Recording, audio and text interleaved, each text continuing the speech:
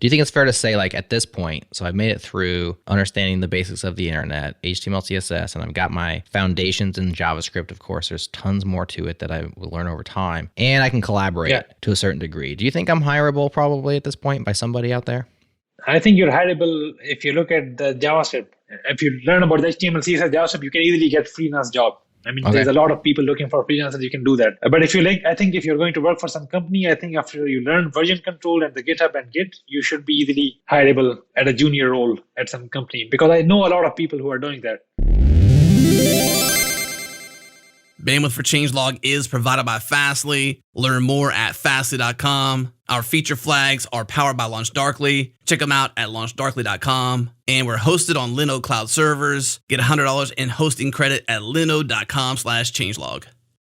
What's up, JS Party people? Have you ever wondered if you could be offering a faster, less buggy experience for your customers? Well, with Raygun error and performance monitoring, you have all the information you need at your fingertips to quickly find and fix errors and performance issues across your tech stack down to the line of code. Raygun makes it easy to monitor the impact of your performance improvements, quickly identify issues across web and mobile apps, and see how your code performs in the hands of your customers. This saves you time, this saves you money, and this saves your sanity. Head to raygun.com to join thousands of customer-centric software teams who use Raygun every single day. Again, raygun.com to give them a try with a free 14-day trial.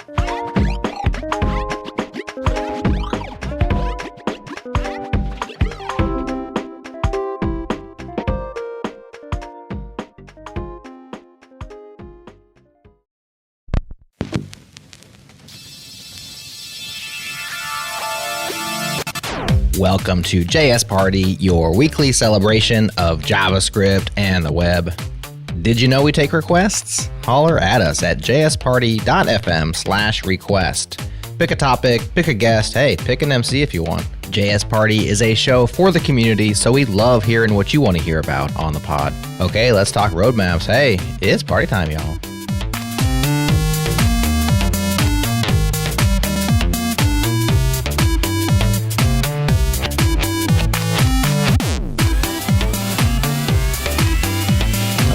Everybody out there in podcast land. I am Jared. I'm your internet friend, and I'm here for an awesome episode of JS Party. We have a very topical and timely thing to talk about today: developer roadmaps. How to become a web developer in 2021, or how to continue your journey if you're part of the way down, as we all are. And I have a very special guest today. I'm joined by Kamran Ahmed, who's working on a developer roadmap. Kamran, thanks for coming on JS Party. Thank you for having me, dear. Good to have you. Very excited. And I want to start off this episode with a tweet which hit my timeline, looks like 17 hours ago, from Sam Sycamore. Very on topic. He said, I spent 5 years gaining experience as a carpenter, landscaper, and home remodeler. That work earns me $21 an hour, living paycheck to paycheck. I spent less than 5 months learning web development, and today I closed 2 freelance deals that will pay my bills for the next 3 months. He then follows up and says, not everyone can do what I've done. Not everyone would want to do what I've done. Not everyone would wake up at 4 a.m. to study and to perform physical labor from 9 to 5 every day. But it can be done, and if you think you're up for it, then I hope you will go for it. Surely, in web development land, everybody's mileage varies. People learn at different paces. Some are given to it. Some have to power through. We all have to power through a little bit. So it's not as if everybody can do what Sam has done, but a lot of people can really thrive in this industry, and we've seen a lot of people do it. What are your thoughts on that and Sam's experience, Kamran? Exactly. I know actually a lot of people who have not gone through the formal education of the computer science and still are making good money. So I think anyone, if you have the clear path, if you have the good mentors, and if you're able to find out the correct way, you can easily get started in a couple of months, 2-3 months. You're easily able to get good amount of money from the freelance work or the actual jobs as well. So definitely, yeah. Yeah, and not everybody wants to freelance. Some people want a full-time job. We know that once you get through that first set of hurdles with regards to your knowledge in web development, there's another set of hurdles, which is organizations aren't always hiring for junior developers. Everybody wants the senior developer, so there's a mismatch there. There's definitely challenges along the way, but we see that there's huge opportunity, and we've benefited from the huge opportunity in this industry. So anything that I find, especially around helping other people down that path, I get very excited and I like to promote that. So I found your repository, Roadmap to Becoming a Web Developer, in 2021. Of course, it's linked up in the show notes. We're here to discuss it. It shows how to be a front-end web developer, how to be a back-end web developer. There's DevOps. There's a bunch of stuff, and I'm sure you're working on it and expanding it. But I was just curious, like, why did you create this project? What inspired you to put this work in? Yeah, so I graduated from a university that is not a very good university. I'm a graduate in the software engineering. And when I graduated, I was looking mostly, I was doing random stuff. So I did game development, I did Android development, I did web, I did a lot of different stuff. But I did not have a clear path, like what I wanted to do or how does the job market look like and the things like that. So I was always bugging my seniors in the university and reaching out to people on like LinkedIn and GitHub and here and there and like asking them like, what should I be learning? So I saw that after some time spending in the industry, I was getting asked the same question that I was asking earlier in my career to different people, from my like juniors, from the people I was working with. And as you said, there are a lot of people in the industry which are not like formally educated in the computer science. So from that, I decided to like create a path and prepare a list of items that can help anyone get into this field. And if, for example, if you're stuck or if you don't know what you want to learn, you can look at this list and pick what you want to learn next and continue on with your journey. So this was mainly the reasoning behind me starting this project. So when did you start it? Because it's for 2021, but I know you were working on it last year as well, and you just keep it updated. How long have you been compiling this roadmap? And so the first version was the very basic one. I just put like the basic, really basic stuff. It was in 2016, I believe, in the beginning of 2016. So every year at the end of 1 year, every year I run a survey. I look at what the community looks like, and I'm based on my own experience. I keep updating with the help of community also. So this is the fourth version, I believe, the most recent version. I'm still working on the 2021 version, but still it is mostly like up to date with the current landscape. Mm-hmm. And is it all from your mind or is it a community effort? It's a community effort, I believe. Also, it's mostly me because there are a lot of people contributing with their ideas and the suggestion, but I did not really want to put everything out there. So I wanted to be really focused. So I'm really picky with the stuff that I put in there, but I have like the help of the community and I run the survey and I look at the different, like, for example, state of JavaScript land and a lot of different online community surveys and stuff to prepare this every year. Very good. And it's worth pointing out that this roadmap is an awesome resource, but it is very much that. It is a map of choices, right? So in addition to this, you're going to have to team this with like the how. So this is kind of like the what, right? Like what you should learn, what order perhaps you should tackle these topics, which ones work together, which ones are set at odds. You're going to have to choose between this and that as you work your way down the path. And you've demarcated like what's optional, what's you think is required, things that you suggest, things that you wouldn't suggest necessarily. And that's all very useful, but none of this is really the how, right? Like, well, I'm going to learn HTTP, but how do I do that? You're not trying to tackle that particular problem, right? Yeah, one more thing I wanted to point out here is that the target audience for this roadmap is mainly the intermediate developers, the people who already have some idea, who are in this field and are stuck in there. Like they don't know like how to level up. If you're a beginner developer, so it's a bit different from that. I mean, I would not recommend you to go this path. So I'm working on something and I hope to release it in the next couple of weeks, like by the end of January or the Feb. Okay. But it's going to be a different path for the complete beginner. Okay. So there's that. And after that, the second thing is like, it depends like on the job market also. So this is mainly like looking at the German, like the European market and looking at the way in general that the area that I have worked in. So it is mainly targeting that. So for example, the recommendations that I have here right now in the roadmap, for example, I'm recommending React.js. So in Germany, let's say there might be Vue.js, or in US, there might be something else like Svelte or whatever. Yeah. So you should keep that in mind while you're following these roadmaps. So yeah. Now answering your question, like I wanted to give this path. So mainly like because there's nothing on the internet. If you are just starting or if you're in the field, you don't know really like what to look at. So I wanted to prepare this resource which can guide people the words, like what they want to learn. Because if you want to learn how, you can already Google and you can find tons of different material in the written form or on YouTube. For example, there are a lot of YouTubers doing really good job. For example, there's Diversity Media and there's Chris on Code. There's a lot of good people doing really good stuff. So you can find a lot of resources out there, but I think the hierarchical path was missing there. So this I wanted to solve with this resource. But I have plans to put in the resources. So I was working on something to make this roadmap interactive also. So it is going to be soon the interactive version. So you'll be able to click the items, like each of the nodes in the roadmap, and be able to see like where you can learn all of that.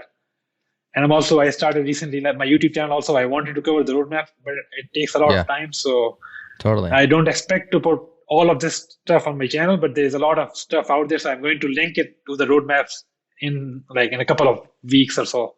This year, my plan is to expand it into this kind of stuff. Yeah. I love the idea of the interactive roadmap, especially if you can create an ecosystem around it, right? Like you may not be the best resource on how to learn DNS, but you maybe somebody else already has that. It's a great resource. Well, link it through the interactive roadmap, but maybe you're the expert on Node.js or whatever it happens to be. Then you can put your own resources where they fit. But then when you don't have something, fill it in with somebody else's. So it's very on point to mention that this is for intermediate developers. This is not for the person starting from ground zero. Like you said, you may want to have some stuff for that person down the road. Historically, what have you told people? I don't know if you get this question a lot, but like, hey, I want to get into web dev. Where do I start? And since this is for intermediates, maybe you can check out the roadmap, but it's not necessarily for you. What about a brand new person? Where do you usually point them? So there's a question that I get a lot on my Twitter. So my Twitter messages are filled with the people asking, like the beginners asking, like, where should I start? So this is the question that I get the most. So mostly I have a copy pasted message that I've written. I paste it there. Well, paste it to me in audio form here. Yeah. I would do that. So first of all, I normally recommend that it depends upon the person. For example, if you want to be a front-end developer or the back-end developer, or if you want to get into the DevOps. So for the front-end developers, I normally say that just pick HTML. For example, look at any resource. For example, even W3 Schools is fine. Just go look at the HTML. Just spend a week or 2 weeks going through the HTML, learn the basics, learn how to create the forms, learn about the structure, and just get the basics out of the way. And just prepare like a couple of projects, the structure of some HTML pages of the websites. Then look at the CSS, for example, then try to style these pages. For example, I asked them to copy Twitter homepage when you log in, for example, the login page. So when you have the form and all in the form of HTML, after the 2 weeks, when you're done with this, then, for example, style this form to look like the page that you copied. So do the pages, a couple of pages like this. Then, for example, pick the JavaScript and try to make it interactive. For example, the form that you made, try to show the validation messages. When the user clicks it, validate the login, username, and password, and show the message, like, for example, invalid username or password. Mm-hmm. And do a couple of exercises like this, for example.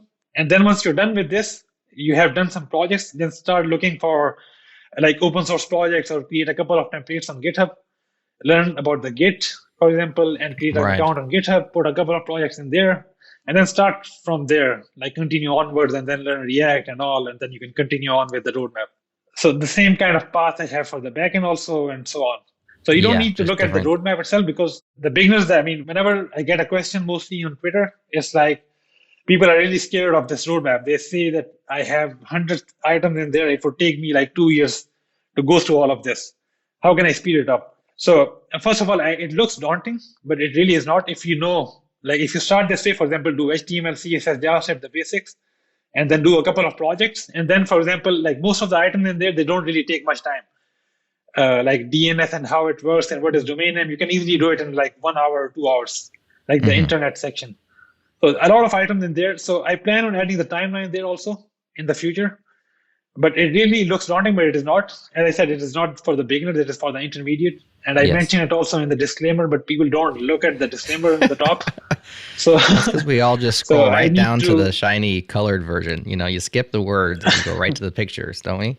Yeah, so I need to find a better way to highlight that in the roadmap also. So this is not for the beginners. If you're a beginner, do this. Right. So one thing that you have, you can break off into your particular path, whether you want to be a front-end developer, back-end developer, and then you can break off into DevOps from there. But you have a section, which is an introduction section, which is like stuff that everybody should know, right? And in here you have things like version control, which is at this point in time is basically Git, and then GitHub as an addendum to that. Basic terminal usage, data structures and algorithms, licensing, SSH, design patterns. Okay, I can see where you can get overloaded relatively quickly. Now, I learned software development back in the yesteryear, in the days of yore, when a lot of this stuff didn't really matter back then. Like I didn't think once about licensing. I didn't know what semantic versioning was.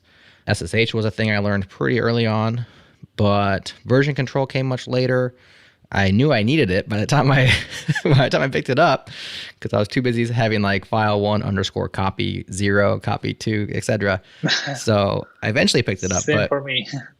But do you think that perhaps this shared knowledge that everybody kind of has to know about is one of the things that overwhelms people, whether they're just getting started or they've been coding for a little time and they're wondering, like, when do I really need to learn Git? When do I need to completely understand open source licenses? It feels like some of these aren't necessarily required, but you just pick them up over time. Is that a fair assessment? Yeah, I agree with that. So for example, for me also, if I tell you about my path for the first 2 years when I was starting, so I started in 2013 when I was in university, like 12, 13, I believe.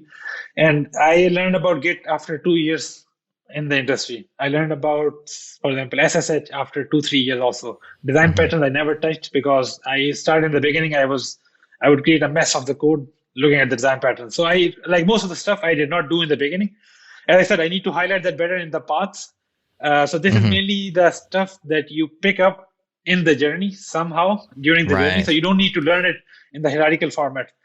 So yeah, as I said, I mean, if you look at the website like roadmap.sh, I did not mention all of this in the top. It's just in the repository here because I did not know where to put them because it's common theme across all of these. Shared knowledge. But yeah, I agree with you. You don't need to learn all of this in the beginning.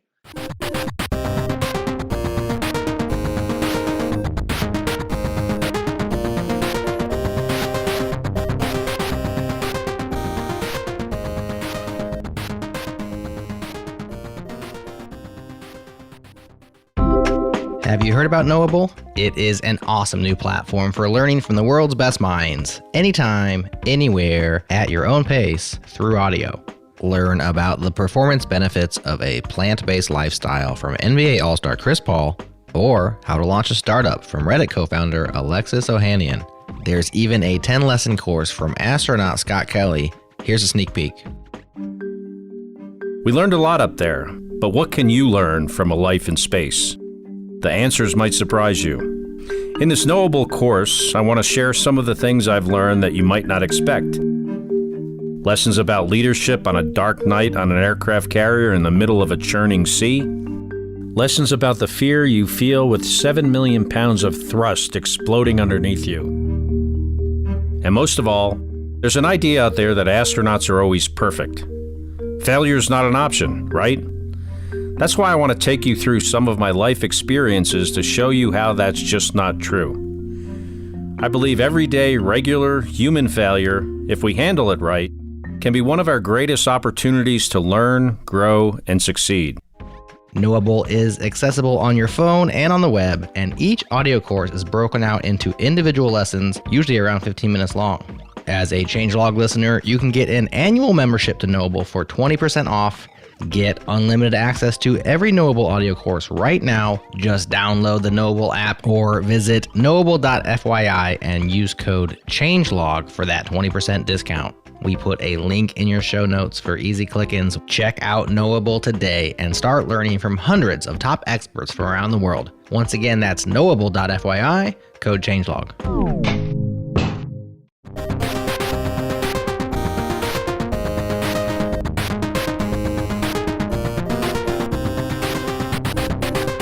All right, let's dive into the front end roadmap. So you have it laid out, and if listeners are listening along and want to have a visual, check out roadmap.sh and also the developer-roadmap repo on GitHub, which are both in our show notes, so you can see what we're seeing as we discuss. But step one, I like your step one because I think a lot of people skip over this step.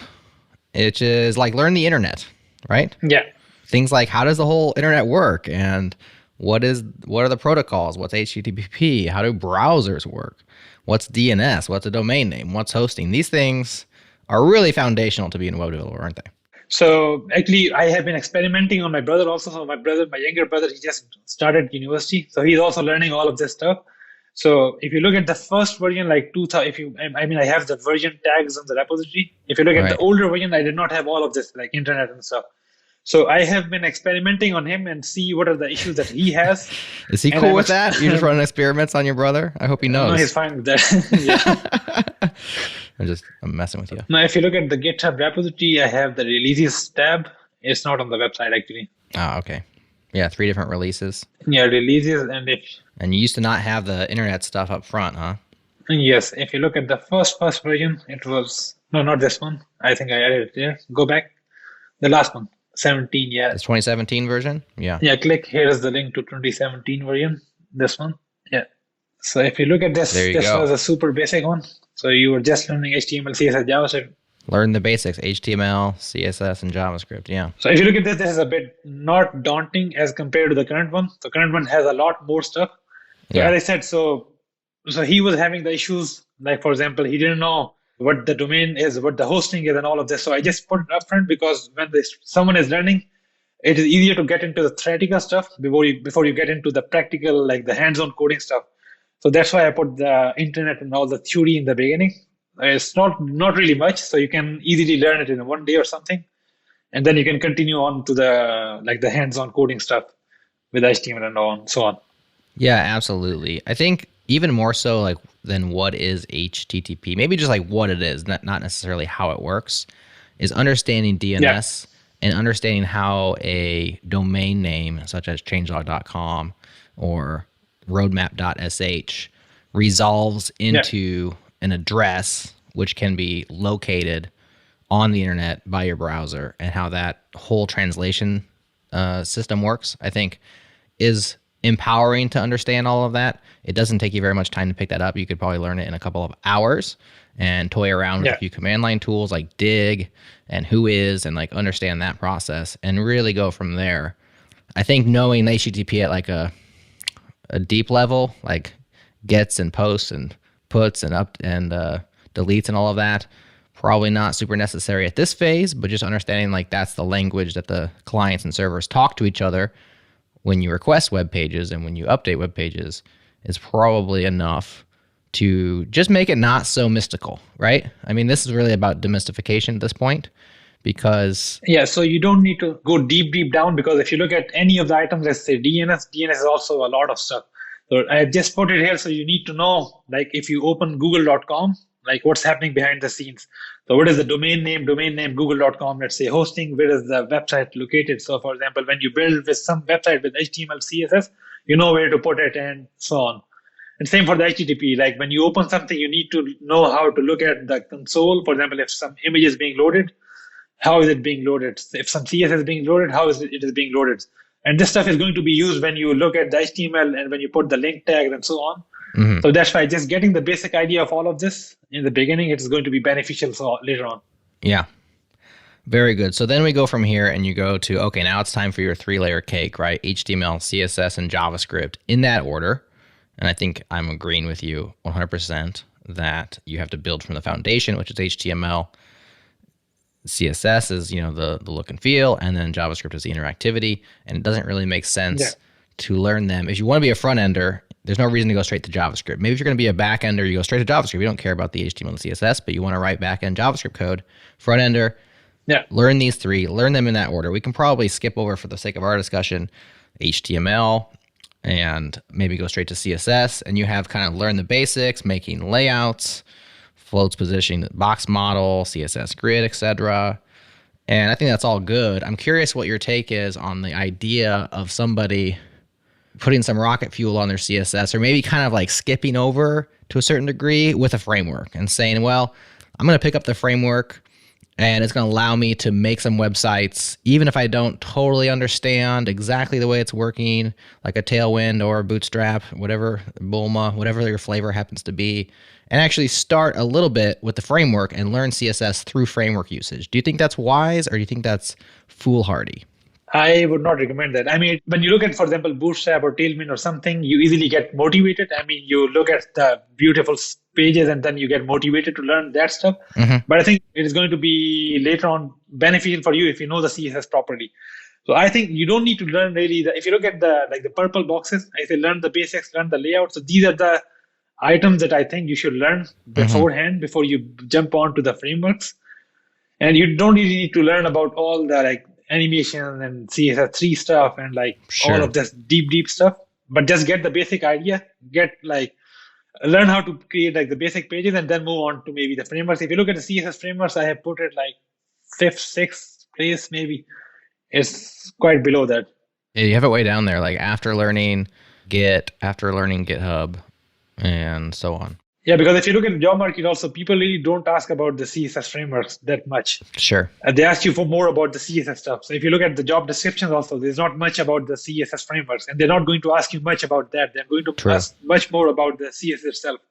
So I think CSS is much more beneficial. It depends upon what the end goal is. If you want to build something of your own, you might go on and learn some framework in the beginning. But if you want to do a job, find a job somewhere, then I think it is beneficial to learn CSS good, then move on to the next thing.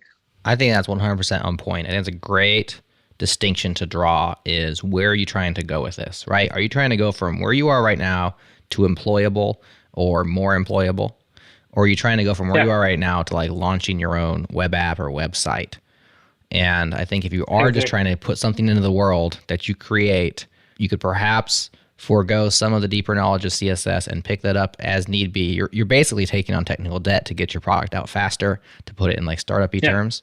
And I think that's probably a fair move. But if your goal is hireability, like you said, the knowledge about Flexbox and Grid and these things are going to be the kind of questions that hiring managers are going to ask you if they're hiring for a front-end position.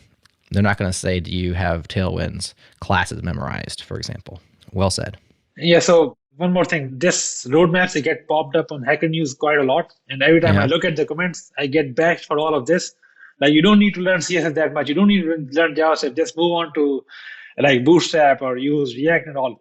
So this is my point. I mean, what is your end goal? If you want to be employable, then this stuff is going to be for that. If you want to just build some stuff, you don't need to learn half of the items that are listed in all of these roadmap items. Yeah, well, there's not very much nuance on Hacker News. There's a lot of caps lock writing, but I think that conversations like these help to tease out the nuance. And one of the situations that we're in culturally is that there's a fine line between somebody who's like an entrepreneur, startup, freelancer, and a full-time web developer employee, because you can toggle back and forth between those quite often. In fact, when you can't find a job, everyone's a freelancer, right? Like, hey, I'm freelancing. Yeah. Hey, I got my own thing I'm doing. And so you get into that ship it mindset, right? The productivity, technical debt mindset, because you are trying to get something out there and show what you can build. And a framework is absolutely going to give you a shortcut to that, right? But then when you go to the point of hiring and interviewing and working full-time for a company, they aren't interested necessarily in specific CSS frameworks. They're interested in like what you know, what you can build, and you kind of toggle back and forth. So it's an interesting dichotomy. But okay, so moving on from that, then we come to JavaScript, and this is like the cake gets bigger. It's like top heavy, right? Like the base foundation. Yeah, there's stuff to learn with HTML, but it's pretty straightforward, right? You can have a cheat sheet of all the elements, when to use what, and you understand the sideways tree structure, and it's there, but it's not much. And the CSS is more. But then when you get into the land of JavaScript, holy cow, it's a whole new world, isn't it, of complexity and choices? Yeah, so in JavaScript, actually, there's a lot of stuff that you can learn. So I have mentioned a couple of items. Like if you look at there's only 3 or 4 items here. So I think, in my own opinion, I think you just need to learn all of this, and you don't really need to go deep down. Because that stuff you can learn while you are learning, or for example, you're doing projects or you're learning about the frameworks in JavaScript. You can go and learn all of this stuff while you're doing that. So you can just, for example, learn the basics, learn how to create the variables, loops, and all of this stuff, get the idea about how to make the API calls, learn about the classes and so on. And then you can move on to the next step. So you don't really need to master like every thing in JavaScript. Right. Just get the idea about these. This will help you make the projects, and then you can move on and create projects and then learn on the way. Right. So a lot of this starts off as actually just programming ideas, right? Yeah. Variables, control flow. What are functions? How do you call a function? How do you write a function? Basic syntax of JavaScript, basic constructs. And then you add to that. So that's like if there's 4 things that you say right away, learn for JavaScript to get going. It's the syntax and the basic constructs. It's learn DOM manipulation, understand how JavaScript maps onto the HTML that's inside of your browser, right? The document object model, and then how to change things inside of that by calling these functions. And then you say learn fetch, the fetch API or Ajax/Ajax. And then you say ES6 plus and modular JavaScript. So you're getting more like JavaScript specific as we go down. And then finally, just understanding some of these concepts like hoisting, event bubbling, scope, which is a generic programming concept, but how that applies inside of JavaScript. Prototypes, shadow DOM. Okay, we're getting pretty complicated at that point. And strict mode, stuff like that. So it's really like get the foundations of programming, understand how those are laid out inside of JavaScript, learn about the DOM, and how to like fetch things, how to go and do Ajax calls. And then you're basically ready to move on from there. Is that what you're saying? Yeah. Okay. Exactly. So, there's a lot to front end here. So we're about halfway down the front end path. Are we halfway? I don't know if we're quite halfway. From there, it's version control. Yes. Just like the basics. So why would we learn version control at this phase? Because now that you know about HTML, CSS, JavaScript, now you're probably building some stuff. So you can make the web page, a simple web page, a simple project of your own. Now you can learn about the Git and GitHub, and now you can learn how to collaborate with other developers. So at this point, you can make like a full-fledged website, like the front end at least. So at this point, I think it is beneficial to learn Git so that you can work with the others. And we show your work to the public, for example, put it on GitHub and share it with your employer or so on. Yeah, start getting that public profile so that you can display to people what it is that you've created and things that you've built. So do you think it's fair to say, like at this point, so I've made it through understanding the basics of the internet, HTML, CSS, and I've got my foundations in JavaScript. Of course, there's tons more to it that I will learn over time, and I can collaborate to a certain degree. Do you think I'm hireable probably at this point by somebody out there? I think you're hireable if you look at the JavaScript. If you learn about the HTML, CSS, JavaScript, you can easily get freelance job. I mean, there's a lot of people looking for freelancers. You can do that. But if you like, I think if you're going to work for some company, I think after you learn version control and the GitHub and Git, you should be easily hireable at a junior role at some company. Because I know a lot of people who are doing that.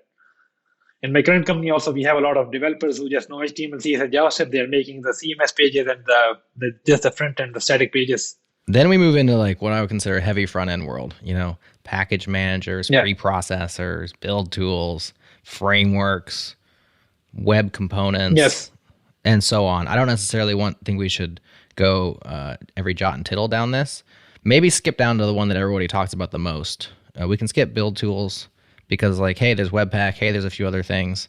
Yeah, before we move on, I wanted to highlight the gray checks, if you look at that. So we have a lot of gray checks in there. So I think this stuff is good to have, but you don't necessarily need to know or learn them while you are in the path. A lot of people think that you need to know this, but I think it is not clear enough. So you don't need to learn all of this. It's just my personal opinion. It is good to have, and you can learn at any time. So they're not really that important. It's just like if you found a treasure map to some hidden treasure, right? And there's a legend on that map that describes what all these items and things look like.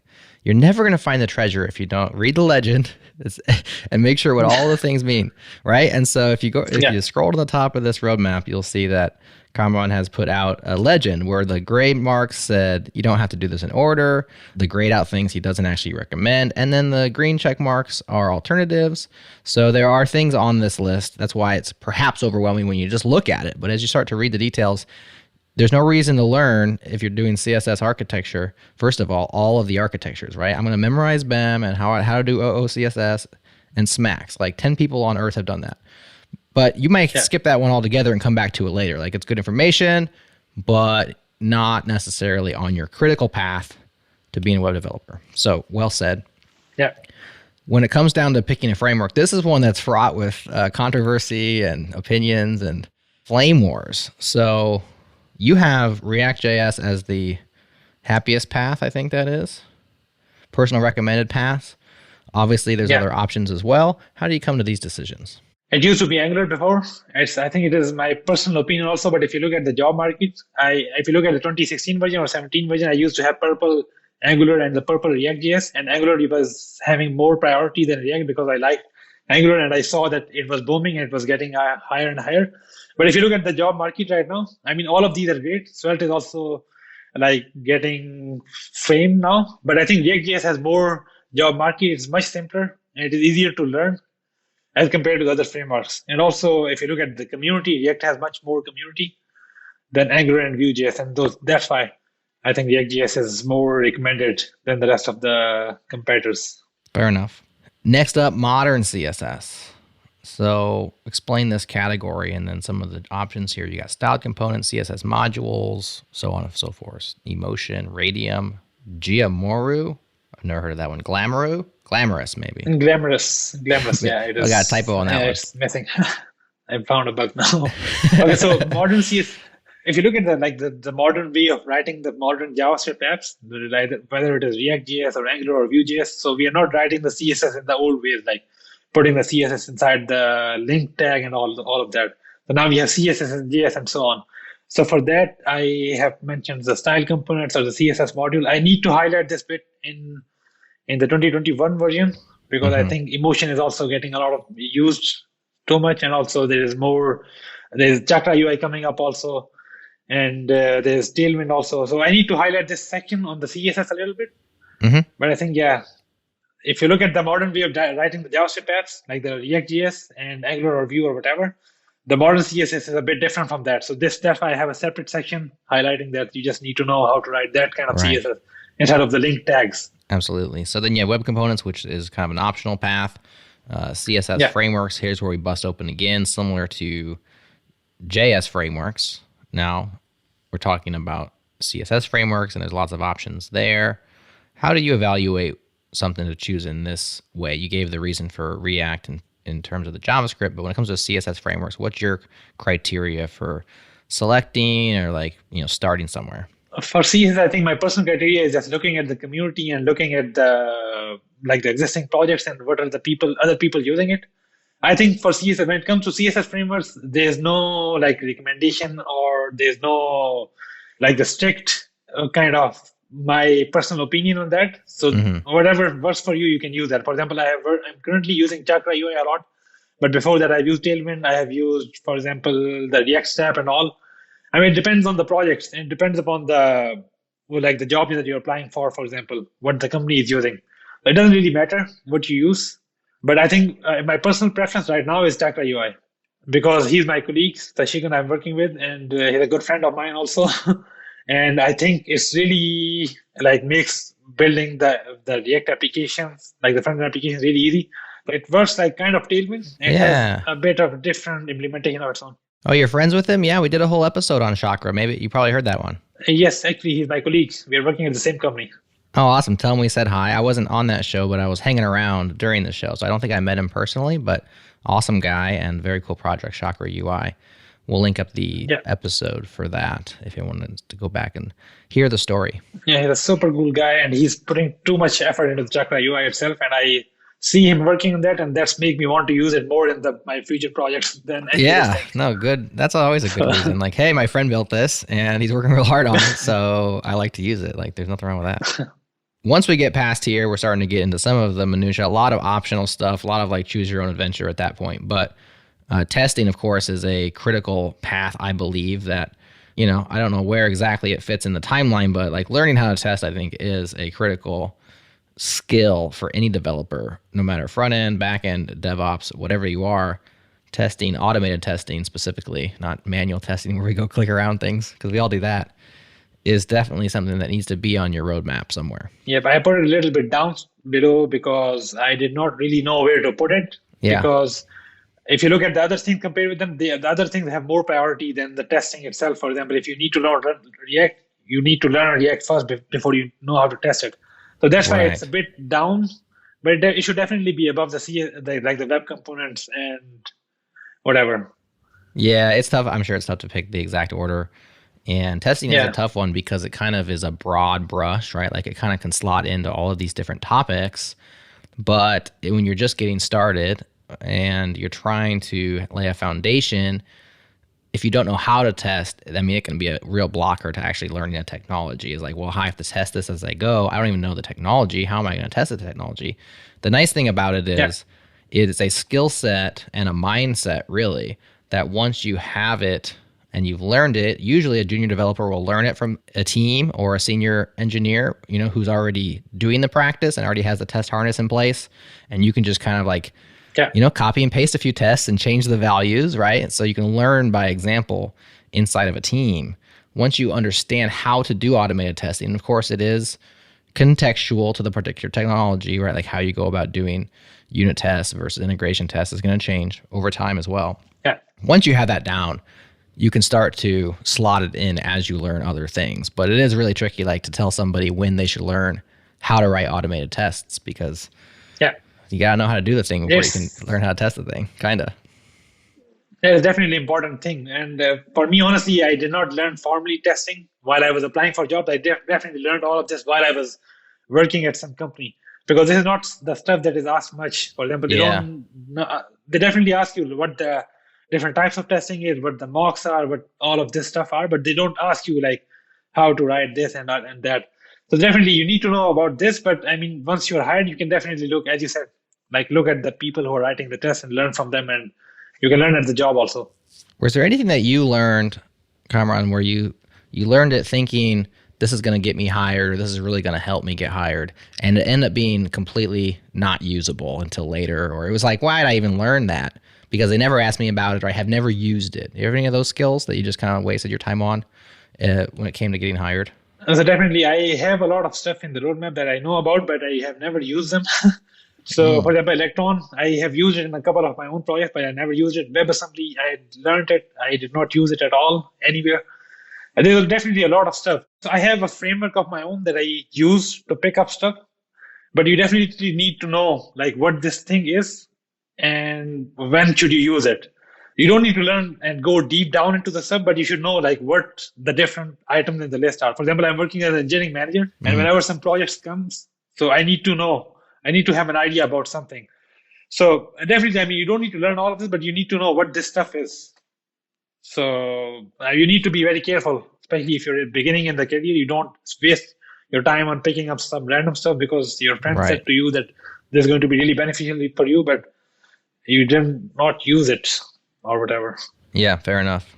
Anything else before we shift our focus to the back end on this? I know we've skipped over a bunch. Of course, we're not trying to be comprehensive here, but is there anything else on the front end roadmap that you think is worth mentioning before we change our focus?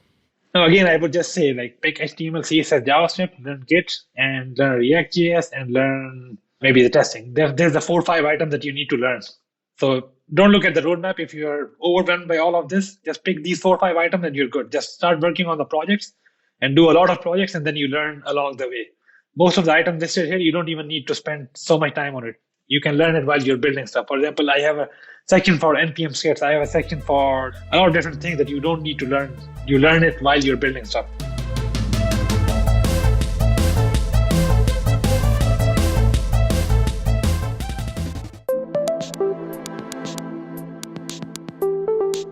Hey there, party animals. Jared here. I want to take a moment to tell you about Changelog++. It's our membership program where you can directly support JS Party and all of the podcasts we create here at Changelog. Ditch the ads, get closer to the metal, and enjoy supporting JS Party into the future. Once again, that's changelog.com/++. We'd love to have you with us.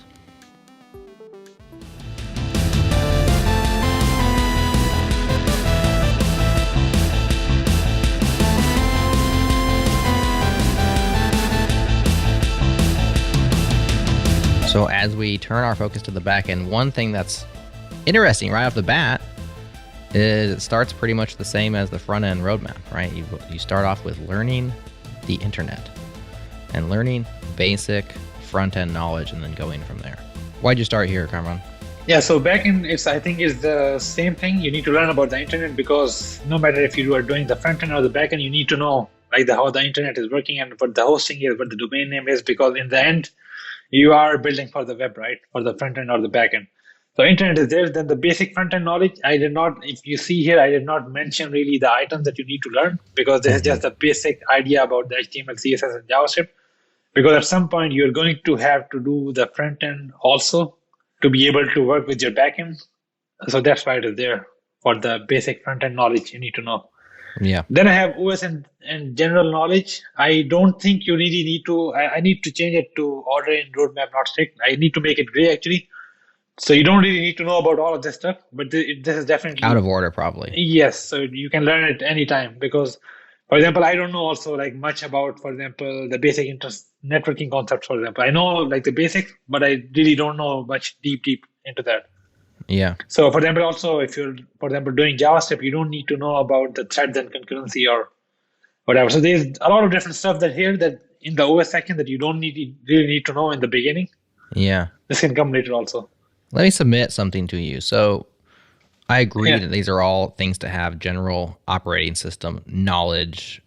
And really what you're talking is kind of like how a server operates.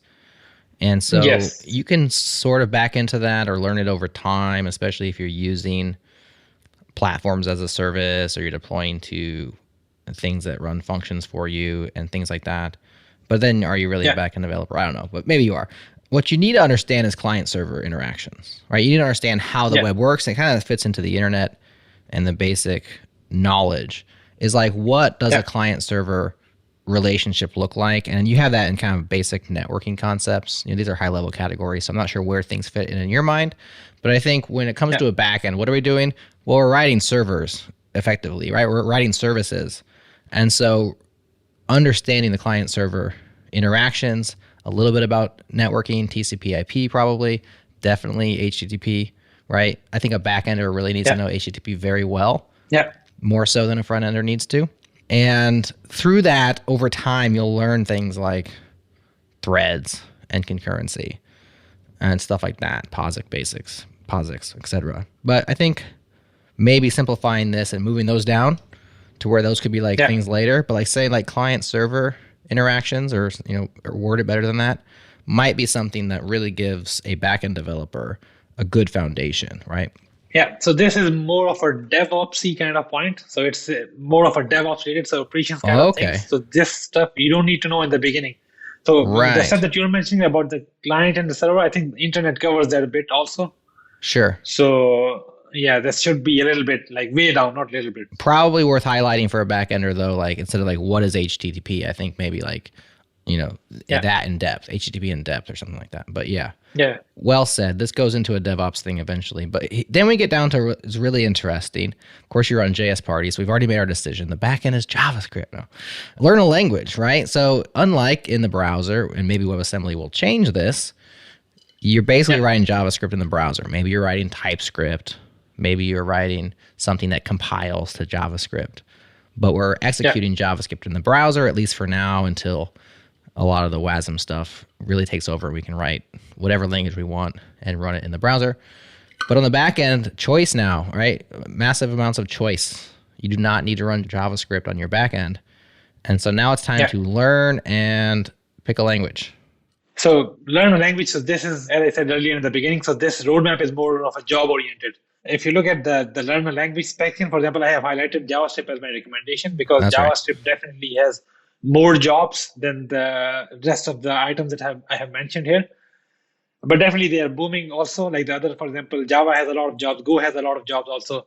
But JavaScript I mentioned because JavaScript is easier for the people with the front-end knowledge, for example, or the people who already are getting into the basics, getting into the web development. They know JavaScript a little bit also. So it is easier for them to learn JavaScript. So in this section, I just mentioned that learn the basics of the programming with the language of your choice, whatever you picked. Yeah, so it's very much context dependent, right? There's a lot of good languages on the back end. They all have pros and cons. I think the job market is a good way of gauging like, well, I'm just getting started. I don't know how to pick the best language because I don't know what's the best language might look like, right? Why don't you just tell me what's the best language?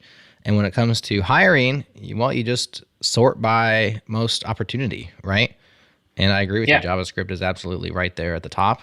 And it has the benefit of saving time because you're already learning some front end stuff. You're already learning JavaScript to a certain degree. Let's face it, a backend developer needs to know some front end. And I'll say it, a front end developer needs to know some back end, right? They don't need to be full stack. They're not going to have all the knowledge about all the things. But you are more useful and more valuable and more productive as a developer if you understand the other side of the conversation that you're having. And whether you're on the client side or the server side, you need to know some of the other. And so most people writing backend, they know some JavaScript, right? Or you've learned to pick, you picked up some JavaScript. So it's nice not having to learn a whole nother language, especially when it's already highly in demand. Yeah. And also one thing that I recommend to people mostly is like go to, for example, Stack Overflow careers. So for example, if you're targeting Germany, pick the location for Germany and look for the job, like sort by the skills, like what is there mostly there, like JavaScript. You'll see that it's JavaScript, for example, or Go or whatever, and pick from there. Go to LinkedIn jobs and look at the jobs of your target area. Like what is the skill set that is more in demand, and pick the language from there. Yeah. If you're not building your own project, I mean, it really depends on like the job market. Right. No, absolutely. I think that's great advice. And I'm wondering, can you do those over time as well? Because then you could see which ones are trending in up or down directions. Because you want your skills to be, good now, but you want them to be in demand 5 years from now.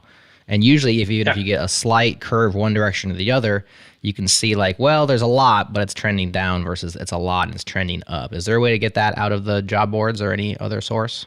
Yeah, for that, I think, for example, Stack Overflow, they release their survey also. For them, they state of JS, right. For example, Stack Overflow survey and all. So I normally look at that also. So you can look at this stuff also and see like where it is going. For example, GitHub also releases like what does the project look like in every GitHub satellite, I think.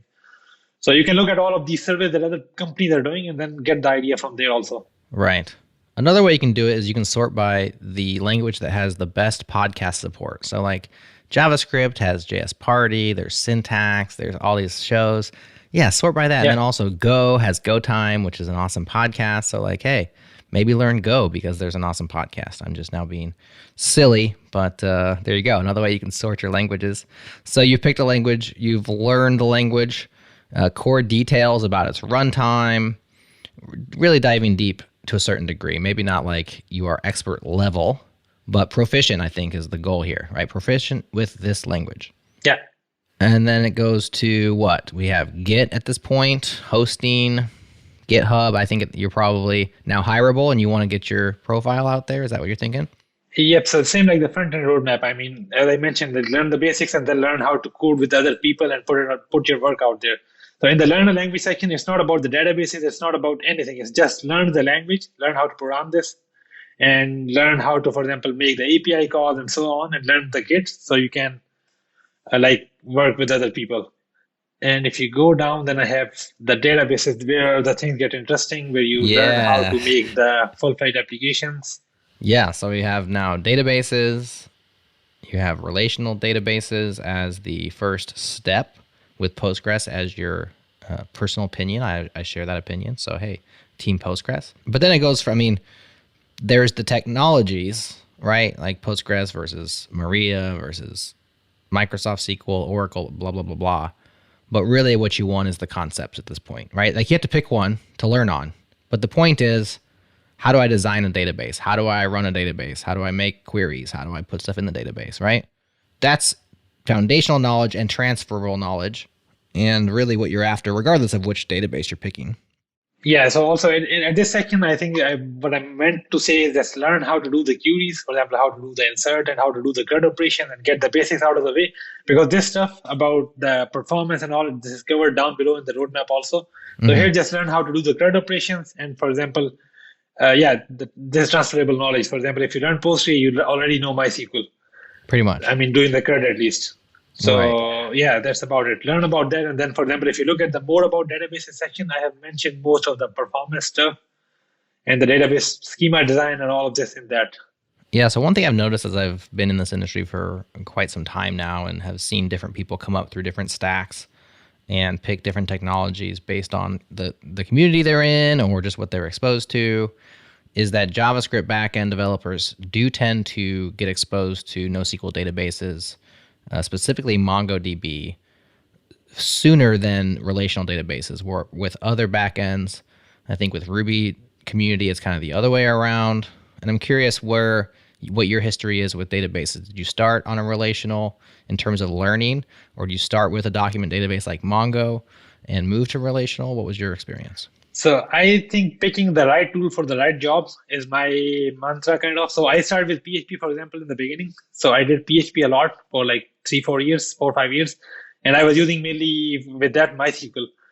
But after that, I tried PostgreSQL and I went with that. I mean, I used PostgreSQL for some time. Then I moved to JavaScript and I started using MongoDB. So my history is kind of that. But I think PostgreSQL is booming. So Postgre has a lot of stuff that you can do with Mongo. Also, like they have the JSON field and all of this also. So PostgreSQL is definitely my choice, kind of, when you know about the schema and when you know what you're going to store. But MongoDB I also pick. For example, we are using heavily MongoDB also because we have like the third-party services, so we don't really know about the schema that is going to be coming from there. So we went with MongoDB for some of the parts, and we went with Postgre for some of the internal applications where we knew what we are going to store and how the structure is going to look like. So it really depends upon the use case. So are these specific technologies that you'll find on job boards similar to the way you would find things on the front end? Like, is someone going to say must have MongoDB skills? I'm asking sincerely because I don't go through the job boards very often. Is Postgres on the list, or does it say like must know SQL? I think, yeah, Postgre really doesn't matter. I mean, it depends on the level, for example, you're applying for. If you're looking for a software engineer, they mostly look for just the SQL. But if you're looking at, for example, senior software engineer or principal software engineer, they look about the entry cases, like the deep down into Postgre, how it works and how does it compare with MySQL, for example, or when you should use it, when should you not use it, and so on. Yeah, fair enough. There's a lot here about databases, and I think that's fair because let's face it, a lot of backend development is all about putting data in and getting data out of databases, right? Like that's a lot of what it is at the end of the day. Yeah, definitely, yeah. So the more that you can learn about how a database operates and how you can interact with a database and optimize that, you are going to be more valuable. And after databases, it's learn about APIs. There's a lot to talk about here as well, huh? Yeah, so for the APIs, I think most of the applications being built these days is just the APIs. So I think for the past 4 years, I have never done an application which was just the application rendering the HTML page from the backend itself. I mean, we do SSR and stuff, but this is also now built with the APIs. So I think APIs are really, really important. I think learning about the REST and the JSON APIs and like the authentication and this kind of mechanisms is important. You just learn that, and then there are different mechanisms. There's gRPC, there's SOAP, and so on, and how you write the APIs. Yeah, I would tend to agree. Where does GraphQL fit into this? Because it is a trending in the upward direction. GraphQL, but still, if you look at the job market, I don't think it is as much in demand as the RESTful API, for example. 100% agree with you. I'm just wondering where it is. Is it on there somewhere? I'm not. It's way down, I think. Way down. If you look at the... Oh, there it is. Yeah. Way down. All right. I probably would at least include it in this list. Maybe it's not your opinionated one, but if you asked me what are the common types of server-side APIs today, I would say in this order, REST-based JSON APIs.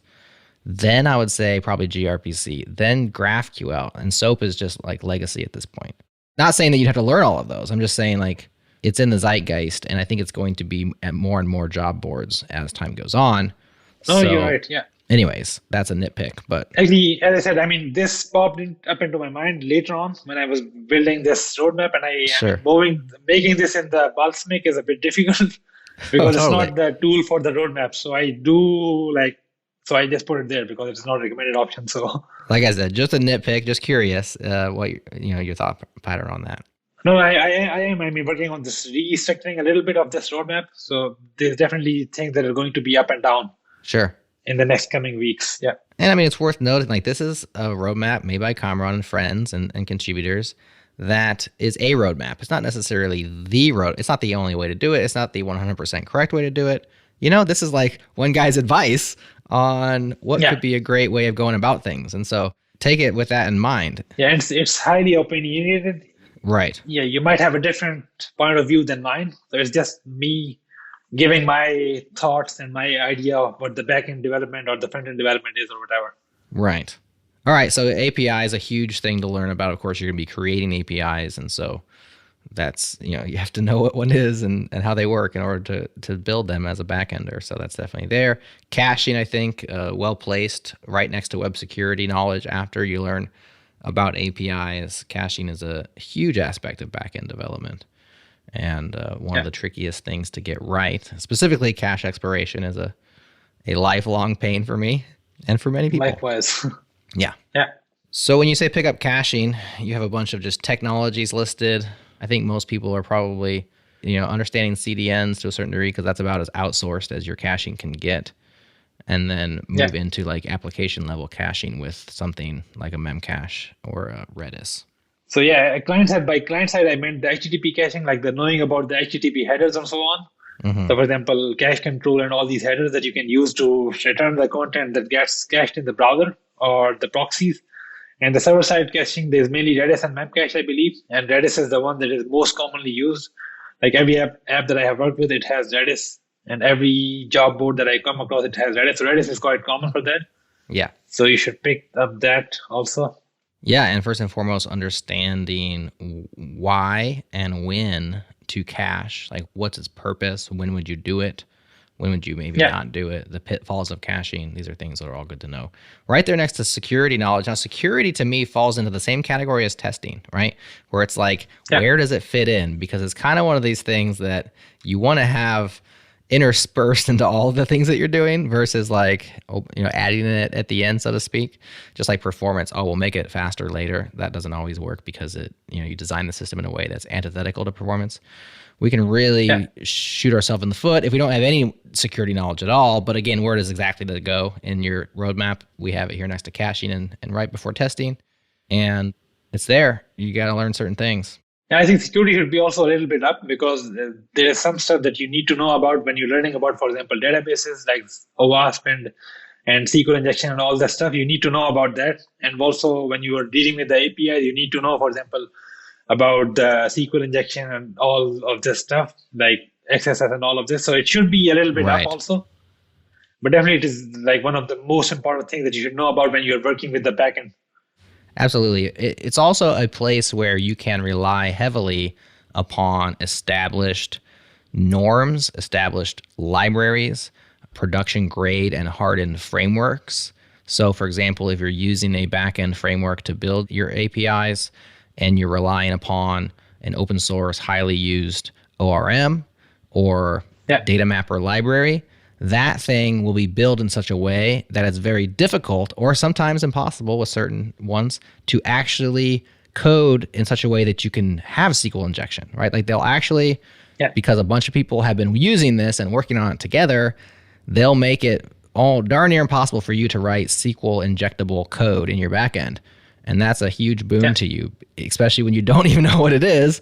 But you know what I'm saying? Like it's a place where you need to know these things. But if you are not straying too far from common ground, a lot of times you're protected by the community of developers around you, which is nice. Definitely, yeah. Testing, CI/CD. We're getting down into things that, beyond testing, I think we get to where it's kind of sort of choose what interests you, choose what to learn next. We're already hireable at this point, but testing, just like in the front end, I think it kind of spans a lot of these concerns, right?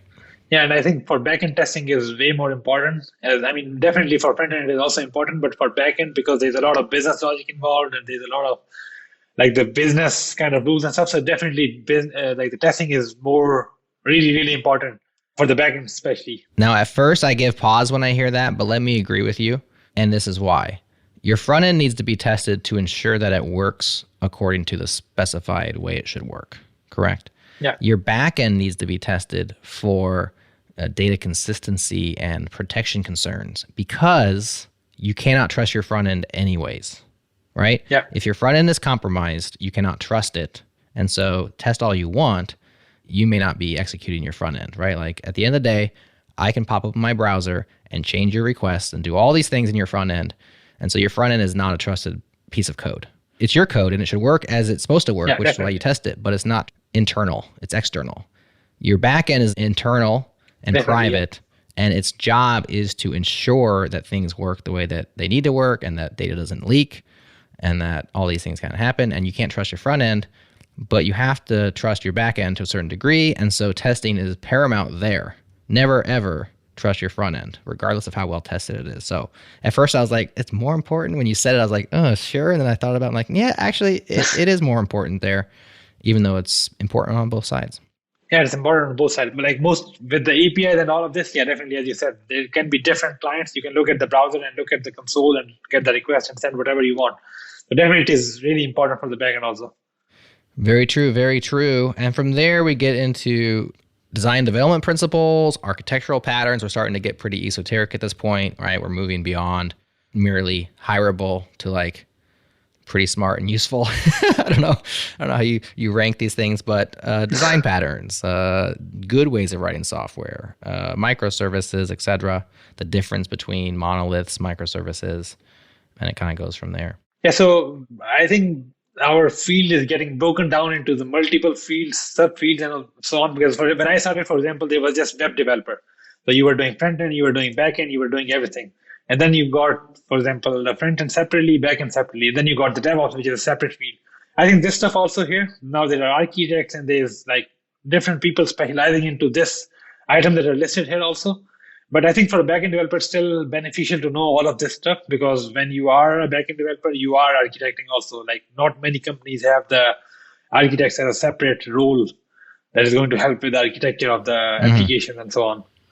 So when it comes to specializations, what do you think is like popular ones or in-demand specializations? Like you list out search engines. I think specific technologies like that, like can you do full text search and stuff like that, becomes important. What else? I think that there's only, like what I have seen, there's only front end, back end, and DevOps. That's it. But mostly, I mean, like in bigger corps, then there you have like the architects who are doing the separate job. But like 90% of the companies, you are the back end developer, you're going to be doing all of this stuff. So it is better to know about all of this. But unless you are working for some big corp, you don't need to be a specialist. But you need to know all of this stuff as a back end developer. Fair enough. Lots more there. We're not going to cover this one comprehensively either, but the very last bullet point, I should also mention that there's a whole DevOps roadmap that we're not talking through today, but it's part of this. And so check that one out as well, if that's something that interests you. But yeah, keep learning at the very end. And of course, one of the things in this industry is you should always be learning. If you're not moving forward in your knowledge, you're actually moving backwards. Sometimes you can be moving forward and moving backwards by selecting a technology that's going to be obsolete here soon. Hey, that's part of the game. But not only is there lots to learn here, but there's lots to learn that isn't here. And there's depth into each one of these rectangles here, right? Like you can go a certain depth into graph databases, a certain depth into WebSockets, a certain depth into message brokers and RabbitMQ. And so don't stay stagnant. Don't think that when you get to the end of the developer roadmap, you finish the game and you can just collect your trophy and your high salary and be done. It actually doesn't ever end, which is one of the reasons that you should be serious and committed if you go into this industry, because unlike maybe like a civil engineering degree where you go to school for 4 or 5, 6 years, get your degree, I'm now generalizing and assuming, and you pretty much know everything you have to know from then on out, your knowledge is going to have a half-life in software development that's way faster than other areas. And so if you're not somebody who wants to keep learning forever and ever until they retire, then maybe not the place for you. Exactly, yeah. Anything else on the back-end roadmap or on roadmaps in general, or anything else before we call it a show? Yeah, for the back-end roadmap, I will again summarize that if you are a beginner, if you're trying to get into the back-end development, ignore the roadmap. Just pick, for example, a language.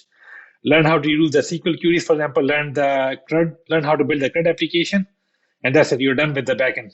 I mean, then you can keep learning all of this while you are building the projects and maybe learn about the APIs and so on. And again, as you mentioned, take it with a grain of salt. You don't need to look at my recommendations. Look at what your job market looks like, what the companies are using, and then pick up whatever you want to pick. And also, it is really important to know when to use what. So, for example, I have mentioned PostgreSQL, I have mentioned MySQL.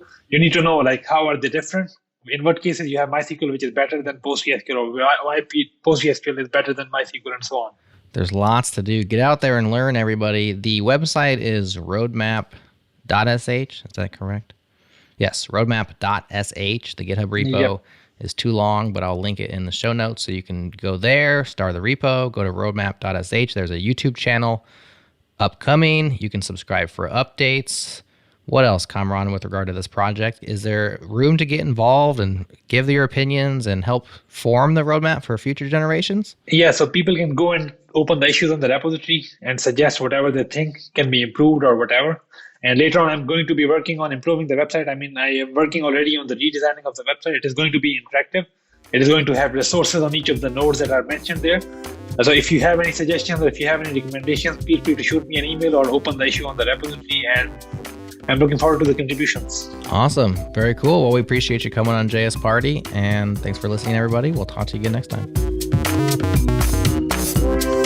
If you're a first-time listener, stick around, why don't you? Subscribe now at jsparty.fm or search for JS Party in your favorite podcast app. You'll find us. Oh, and while you're there, maybe leave us a nice review. We love those. Do not forget, we take requests at jsparty.fm/request. Help us help you hear what you want to hear. Weird sentence. Music for JS Party is produced by The Beat Freak, Breakmaster Cylinder, and we're brought to you by some awesome sponsors. Special thanks to Fastly, LaunchDarkly, and Linode for their continued support. Next time on JS Party, K-Ball, Nick, and myself break down the state of JS and the state of CSS surveys. That one's coming at you in your podcast feed next week.